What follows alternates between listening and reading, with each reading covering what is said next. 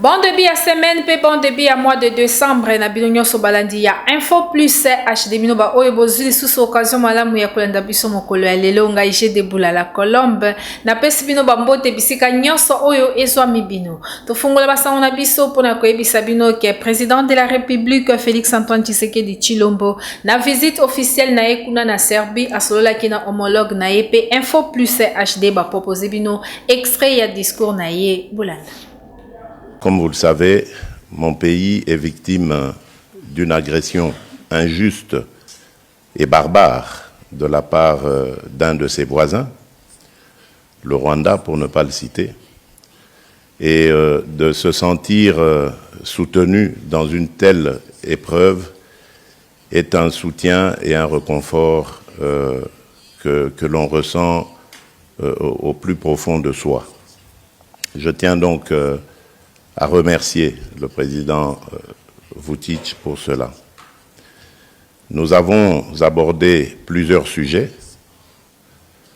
qui vont de la sécurité et de la défense jusqu'au secteur agricole, en passant évidemment par l'éducation, la santé et les infrastructures.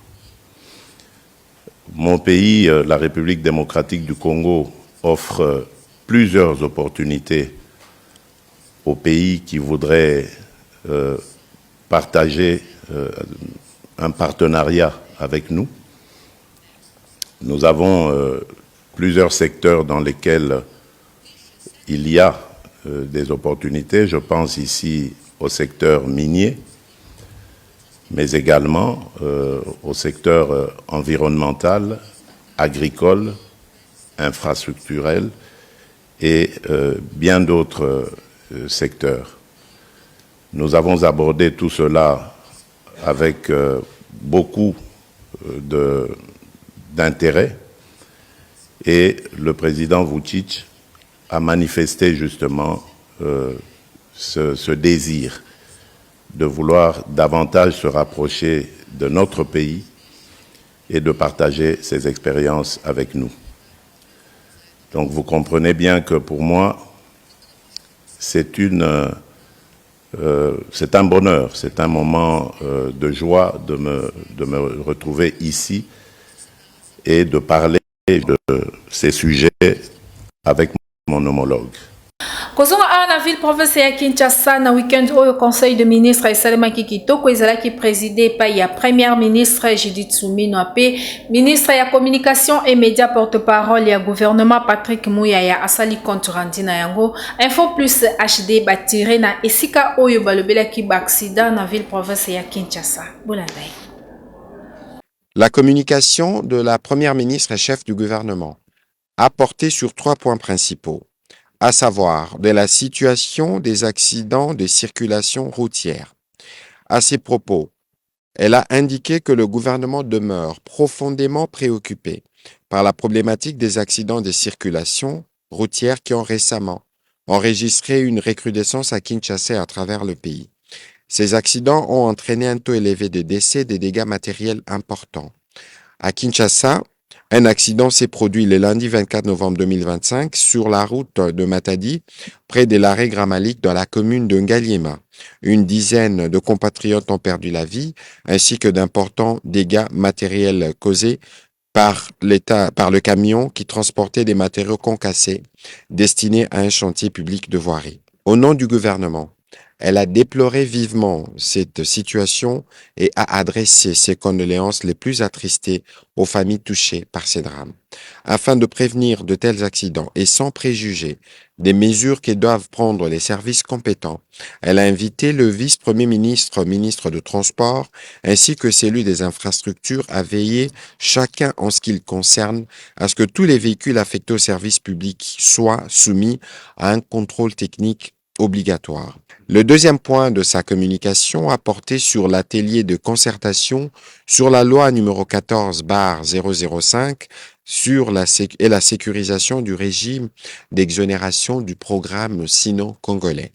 La Première ministre a informé le Conseil qu'elle a, à ses propos, organisé sous la coordination de l'Agence de pilotage, de coordination et des suivis de conventions de collaboration du 17 au 22 novembre 2025, un atelier dédié à la loi 14/005 relative au régime douanier, fiscal et parafiscal applicable aux conventions de collaboration.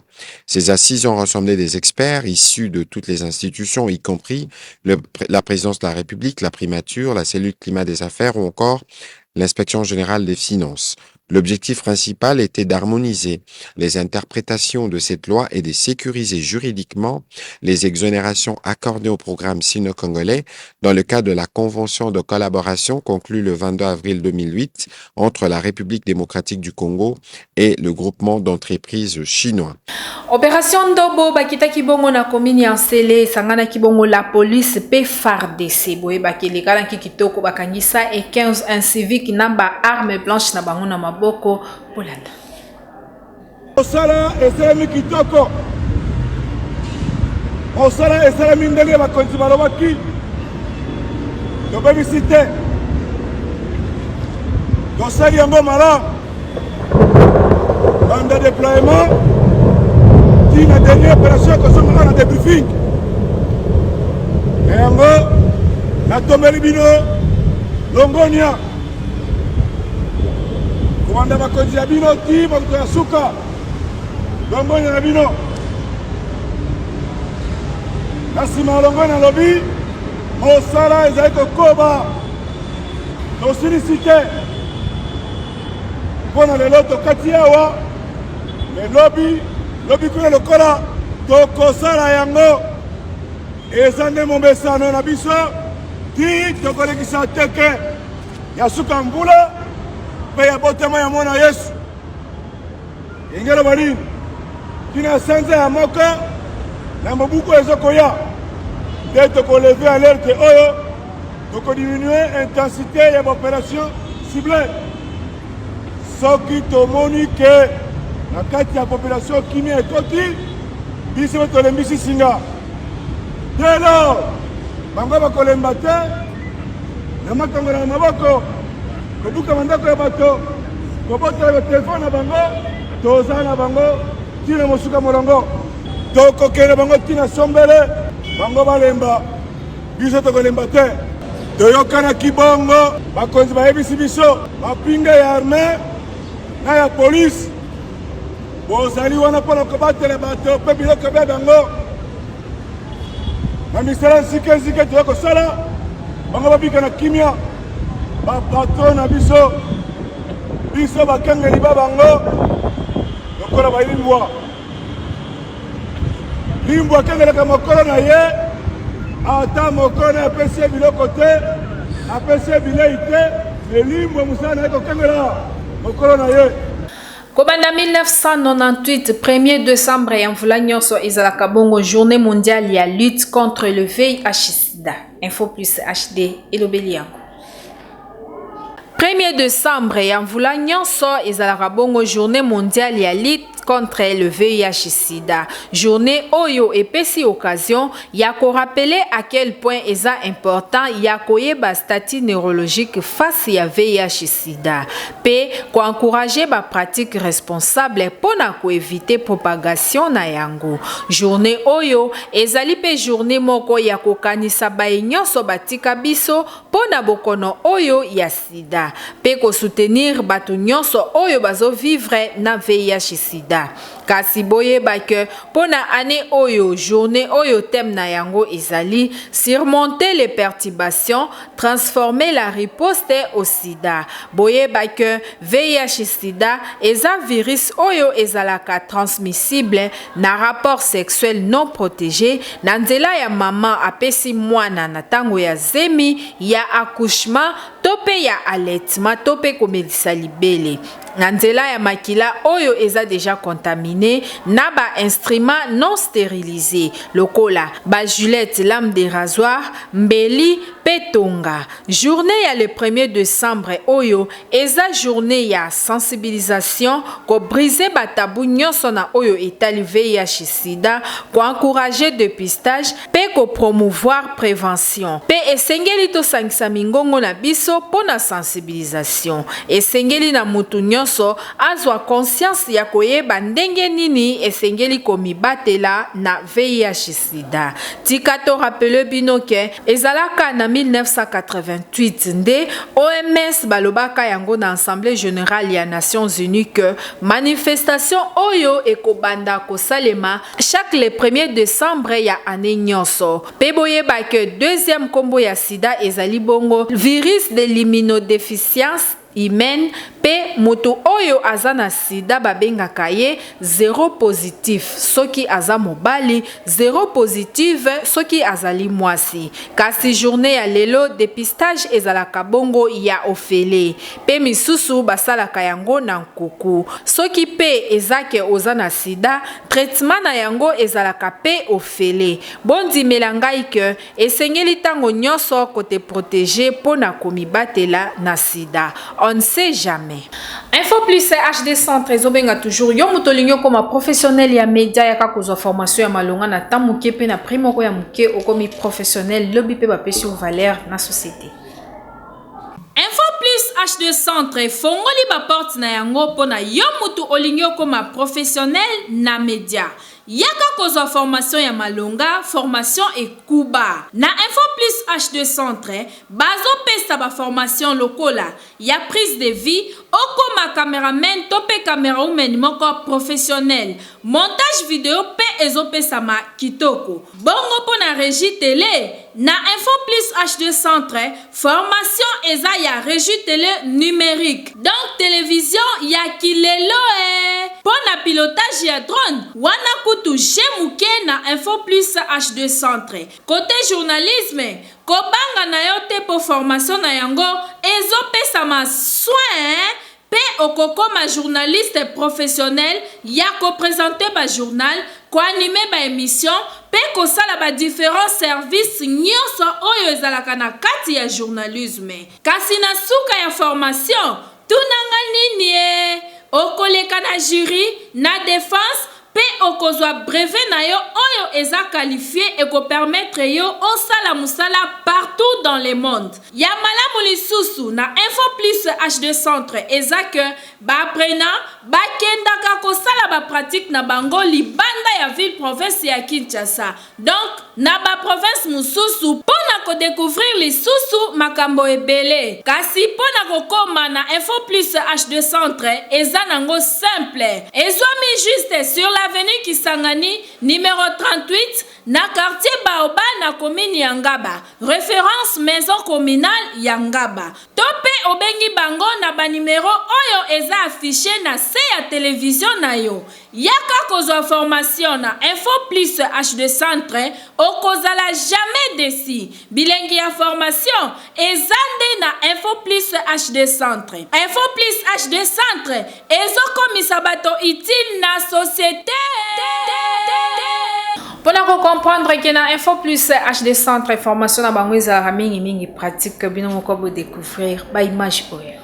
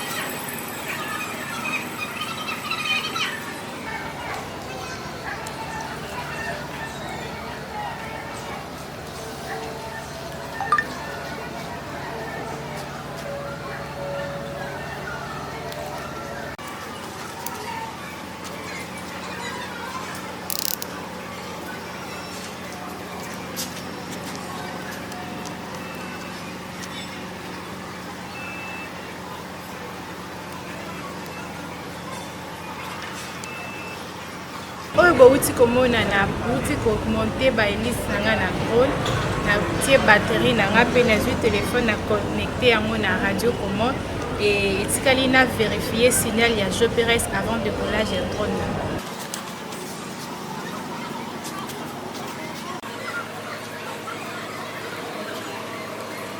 Awa déjà signal ya GPS nanga eza connecté etikali nanga na démarrer drone J Phantom 4.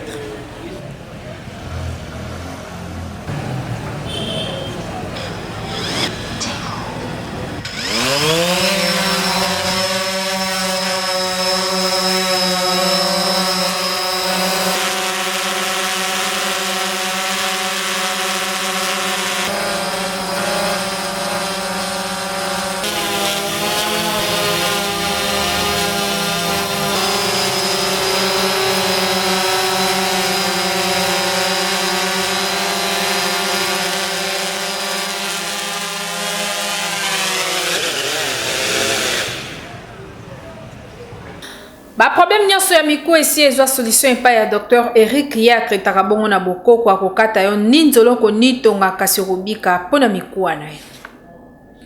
Eye! Centre traditionnel Eric Bokoko eye na solution pona ba problème nyonso ya mikuwa. Ndeko papa ndeko mama oza na problème ya mikuwa, osala accident tope ozwa problème mikuwa na yo epanzana, kobanga na yo te yaka chez Dr Eric Bokoko aza na solution na yango. Dr Eric Bokoko azo traité na bokoko, aza na anesthésie moko naturelle pona ba douleur nyonso oyo ezosala yo na mokuwa. Ata mokuwa ngo epanzana ndenge nini chez Dr Eric Bokoko azozongisa yango mobimba.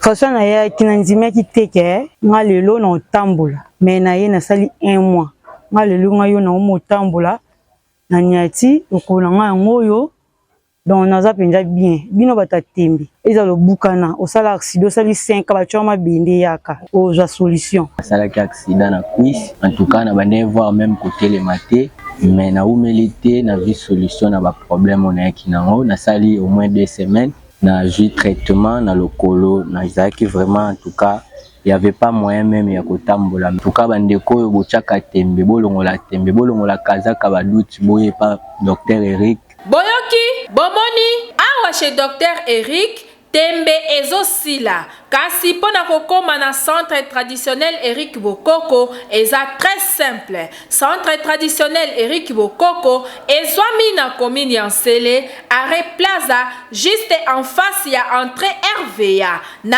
avenue Yakayoka numéro 60, Ozamo Bimba chez Dr Eric. Naza Dr Eric, docteur traditionnel on a domaine ya mikuwa tokolemba te. Yo mutu oyebi ke osala accident obukana bazo traiter yo changement ezate yeba ke bafanta mukuwa na obiete yaka soki okomi na place nga naza na kozongisa mukuwa na yo ndenge ozalaki. Yo mutu oyebi ke osala accident oza na douleur mo ezate balobi ke position ezate yaka soki okomi na place nga naza na kosimba yo na anesthésie naturelle kaka na minute on a pe douleur esili. Oza na problème ya colonne, bassin, balobi cheville, tête fémorale, balobi mikuwa, oza na problème ya mikuwa. Yaka soki okomi na place nga naza na kobotisa ba mai wana nyonso avant ko ye pa nanga kota radio la nga photo ya sika. Numéro ya téléphone ya WhatsApp 098 47 52 810, numéro mosusu 081 490 13 33. Chez Dr Eric, azalaka kaka na système moko ya prends ton lit et marche. Dr Eric, yende nzambe ya mikuwa. Dr Eric, solution ya mikuwa. Centre d'apprentissage des métiers spécialisés, groupe scolaire Mwanda Camps GSM na mokuse kuna bapesaka ba formation ya ba métier belé kitoko makasi. Éducation ya bana ezalaka très assurée tika to yebisa bino ke bazana école de foot moko kuna oyo bazobimisa ba meilleurs joueurs. CAMS, mon centre d'apprentissage des métiers spécialisés. Oh, GSM, le groupe scolaire Mwanda. RDC, mon pays. Kinshasa, ma capitale. GSM, mon école, et pas n'importe laquelle. Une école d'élite, moderne, et aujourd'hui une école d'avenir pour tout parent désireux de voir son enfant atteindre un niveau d'élite. aux âmes bien nées, la valeur n'attend point le nombre d'années d'âge, dit-on. GSM. À peine 15 ans d'existence, ton écho a traversé le continent grâce aux valeurs que tu incarnes. Valeurs morales, valeurs intellectuelles, valeurs scientifiques dont nul ne peut douter aujourd'hui. Nul, je suis venu au GSM.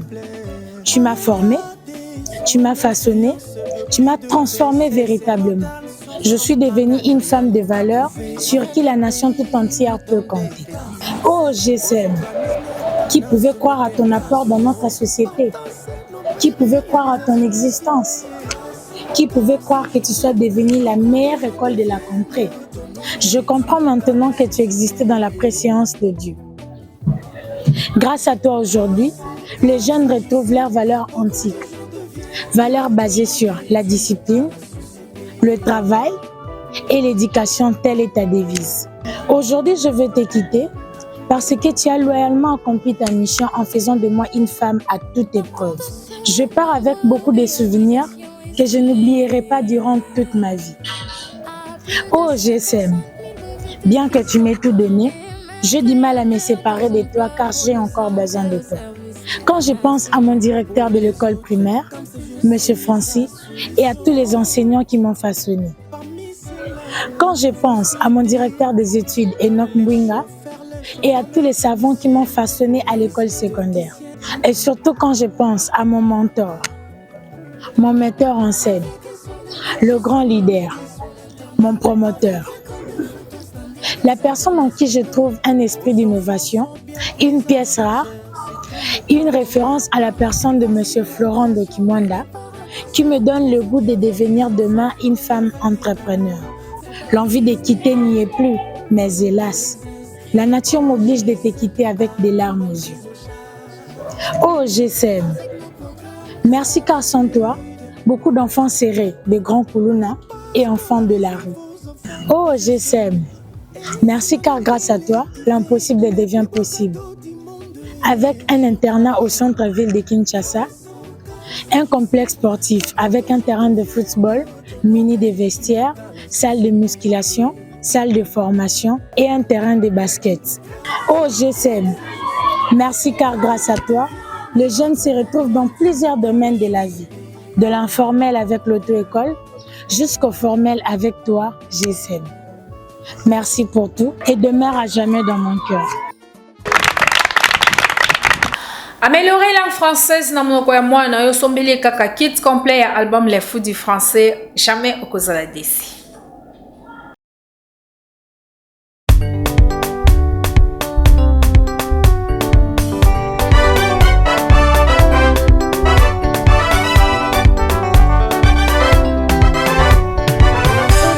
C'est mon père, c'est ma mère, ce sont mes parents. Notre et votre leur, Matassa, notre et votre leur, Métessé, nos voleurs. Mon sang, notre votre l'air, Matassa, notre votre l'air, Métessé, nos voleurs. Les adjectifs possessifs accompagnent les noms. Les adjectifs possessifs accompagnent les noms. Les adjectifs possessifs ont l'idée d'appartenance. C'est mon père, c'est ma mère, ce sont mes parents. Mon sang, notre et votre leur, Matassa, notre et votre leur, Métessé, nos voleurs. Mon sang, notre votre l'air, Matassa, notre votre l'air, Métessé, nos voleurs. Les pronoms possessifs remplacent le nom. À qui appartient ce livre? C'est le mien. À qui appartient ces cahiers? Tiens, à qui appartient la gomme? C'est la mienne.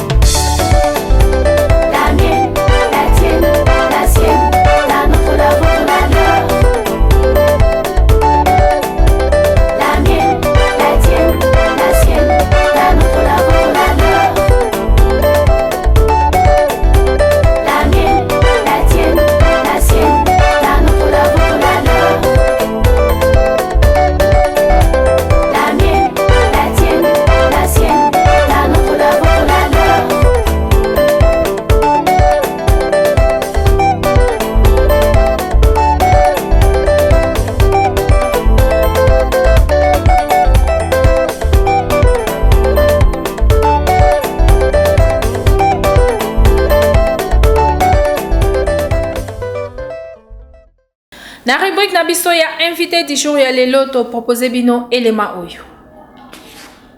Bandeko baboti, bandeko bana biso, mpe bandeko promoteur ba école. Boyebi français na mboka oyo langue enseignement. Ye azali tilo azali professeur, azo tangisa français na ba école. A constaté défaillance mingba ba faiblesse mix élève. Atangisi mbola ebele mais niveau ya bana français ezako diminuer kaka. Ezako kidabe ko kita. Il y a eu idée ya ko tangisa bana wana ya ko pesa mateya na ye na ndenge mosusu.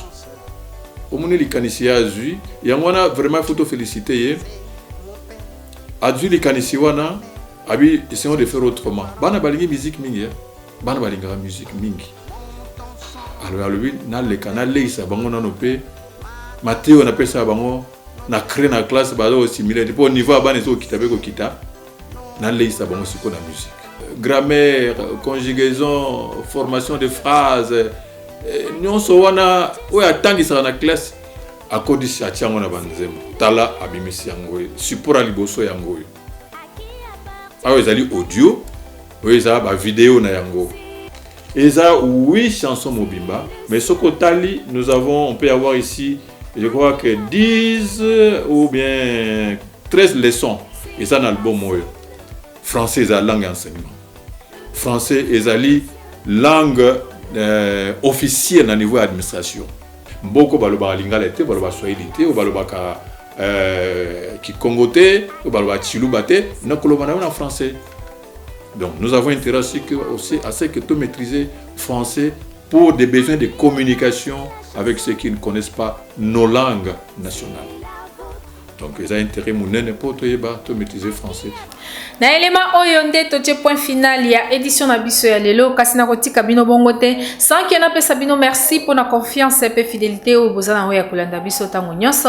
Merci na équipe technique et rédactionnelle ya Info Plus HD pour mosala kitoko basali bino ba merci ebele na le valable motomo ko bien na benga kai papa social na pesi mbote na papa Evi Makuba kasi bobo sana teke soki Jésus Christ nzambe ya pasteur racheter lita ayete ngai na bino to kutana kaka awa.